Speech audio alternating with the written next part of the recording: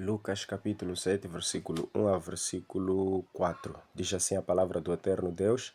E depois de concluir todos esses discursos perante o povo, entrou em Cafarnaum. E o servo de um certo centurião, a quem este muito estimava, estava doente e moribundo, e quando ouviu falar de Jesus, enviou-lhe uns anciãos dos judeus, rogando-lhe que viesse curar o seu servo.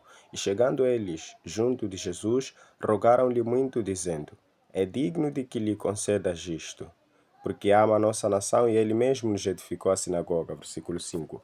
Aqui há uma palavra, uma passagem bíblica que importa refletirmos em torno do nosso viver, em torno da nossa vida.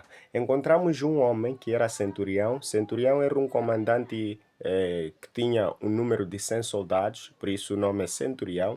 A Bíblia diz que aquele centurião, ele tinha um seu servo que tanto estimava e ficou enfermo, ficou doente, moribundo. E ele, quando viu falar de Jesus, o primeiro ponto que nos ensina esta mensagem é de que ele ouviu falar de Jesus.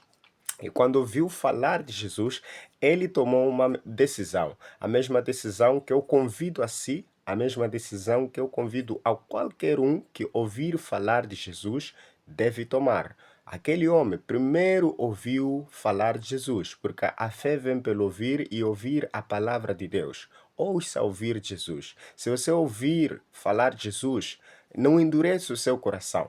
Tome uma decisão. A Bíblia diz que o centurião tomou a decisão de chamar alguns responsáveis dos judeus, alguns líderes das sinagogas dos judeus. E ele lhes recomendou, lhes enviou, lhes mandatou que fosse ao encontro de Jesus para pedir um favor a favor do servo do centurião. A Bíblia diz que os judeus foram ao encontro de Jesus quando chegaram.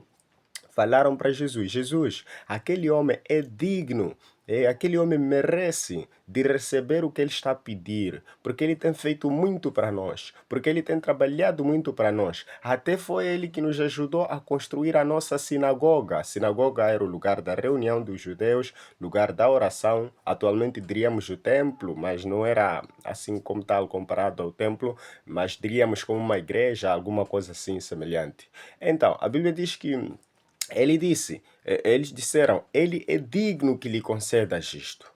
A história continua, aconteceu o que aconteceu, pela graça do Senhor, ele recebeu o que estava a pedir, mas o que nos chama tanta atenção é o pronunciamento dos judeus, é a certeza dos judeus diante de Jesus de que ele era digno que lhe concedesse já isso.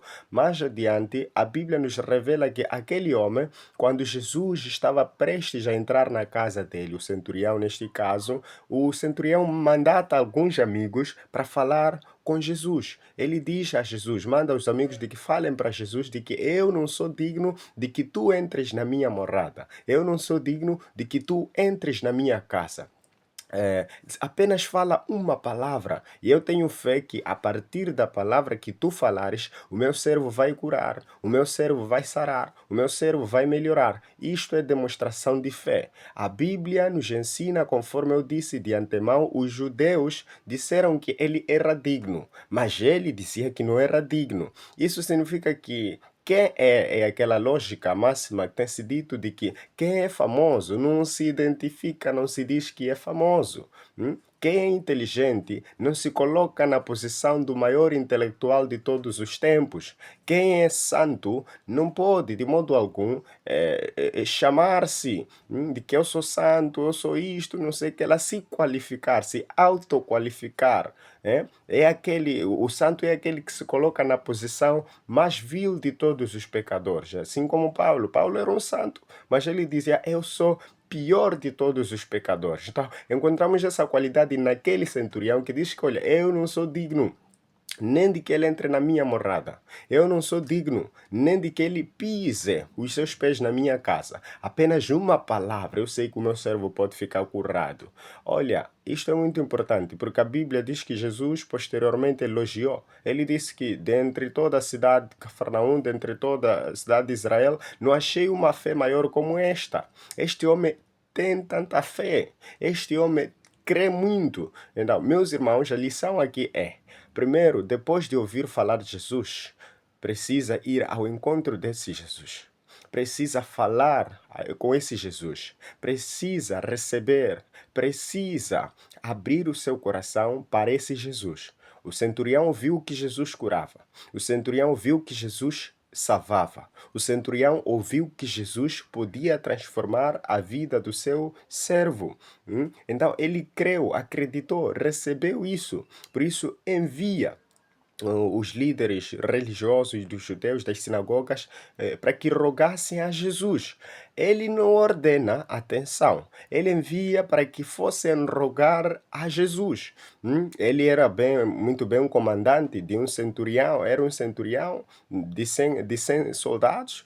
Podia muito bem dizer, eu ordeno que me tragam Jesus, mas ele não traz uma ordem, ele vai rogar, ele vai pedir, com todo o coração quebrantado, com toda a sinceridade, com toda a fé de que Jesus podia fazer alguma coisa. E por sua vez, aqueles homens que ele mandata, envia, eles testificaram, eles testemunharam, eles afirmaram de que, olha, este homem tem feito muito a nosso favor, este homem tem trabalhado muito a nosso favor. O que você tem feito para o alcance da obra de Deus? O que você tem feito para a expansão do Evangelho de Cristo? O que você tem feito? Como é que você tem trabalhado para Deus? E como é que você tem se entregue espiritualmente, fisicamente, financeiramente? O que tens feito para a expansão da obra de Deus? Era esta mensagem que eu queria trazer para si, no sentido de refletir. Aquele homem não se achou digno, mas os homens que estavam a lhe acompanhar, a lhe ver, a trabalhar com ele, lhe achavam digno.